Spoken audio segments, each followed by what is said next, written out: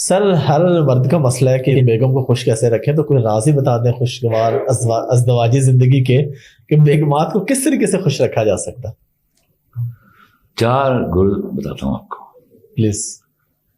और इसको अगर आप मिनिमम इस पर अमल करेंगे तो अपनी जिंदगी जन्नत बना लेंगे। घर के अंदर मर्द ना बनिए, मर्दानगी अपने घर के बाहर छोड़ के जाइए, बाहर बन के दिखाइए मर्द। उसको क्या मर्द बन के दिखाना जो आपका घर चला रही है, आपकी दुनिया चला रही है। आप मर्द हैं तो शादी की उसने आपसे, बार बार ये जताने की जरूरत है, शक है तो दूसरी बात, ऑलवेज रिक्वेस्ट योर वाइफ,